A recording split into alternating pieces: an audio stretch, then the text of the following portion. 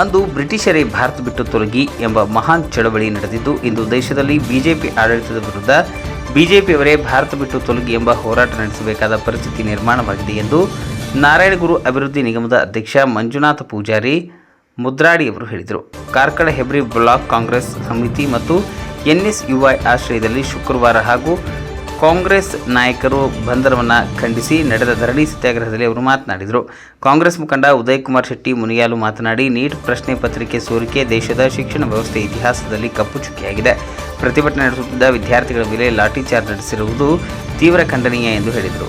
ಜಿಲ್ಲಾ ಕಾಂಗ್ರೆಸ್ ವಕ್ತಾರ ಬಿಪಿನ್ ಚಂದ್ರ ಪಾಲ್ ನಕ್ರೆ, ಗ್ಯಾರಂಟಿ ಅನುಷ್ಠಾನ ಸಮಿತಿ ಕಾರ್ಕಳ ತಾಲೂಕು ಅಧ್ಯಕ್ಷ ಅಜಿತ್ ಹೆಗಡೆ, ಮಾಳಾ ಬ್ಲಾಕ್ ಕಾಂಗ್ರೆಸ್ನ ಅಧ್ಯಕ್ಷರಾದ ಶುಭದ್ ರಾವ್ ಸೇರಿದಂತೆ ಹಲವು ಮುಖಂಡರು ಈ ಸಂದರ್ಭದಲ್ಲಿ ಮಾತನಾಡಿದರು. ಪುರಸಭೆ ಅಧ್ಯಕ್ಷ ಸುಬಿತ್ ಎನ್, ಗ್ಯಾರಂಟಿ ಅನುಷ್ಠಾನ ಸಮಿತಿ ಹೆಬ್ರಿ ತಾಲೂಕು ಅಧ್ಯಕ್ಷ ಶಂಕರ್, ಹೆಬ್ರಿ ಬ್ಲಾಕ್ ಅಧ್ಯಕ್ಷ ಗೋಪಿನಾಥ್ ಭಟ್, ಕೃಷ್ಣ ಬಜಗೋಳಿ, ಯೋಗೀಶ್ ಆಚಾರ್ಯ, ಮಂಜುನಾಥ ಜೋಗಿ, ಶೇಖ್ ಶಬ್ಬೀರ್ ಮಿಯರ್, ಜಾರ್ಜ್ ಕಸ್ತಲಿ ನೋ, ಸುಧಾಕರ್ ಮೂಡಾರು, ನವೀನ್ ದೇವಾಡಿಗ, ಮಾಲಿನಿ ರೈ, ಭಾನು ಭಾಸ್ಕರ್ ಸೇರಿದಂತೆ ಕಾರ್ಕಳ ಹಾಗೂ ಹೆಬ್ರಿ ಬ್ಲಾಕ್ ಕಾಂಗ್ರೆಸ್ನ ವಿವಿಧ ಘಟಕಗಳ ಪದಾಧಿಕಾರಿಗಳು, ಗ್ರಾಮ ಸಮಿತಿ ಅಧ್ಯಕ್ಷರು ಹಾಗೂ ಕಾರ್ಯಕರ್ತರು ಬೃಹತ್ ಸಂಖ್ಯೆಯಲ್ಲಿ ಸತ್ಯಾಗ್ರಹದಲ್ಲಿ ಭಾಗವಹಿಸಿದರು.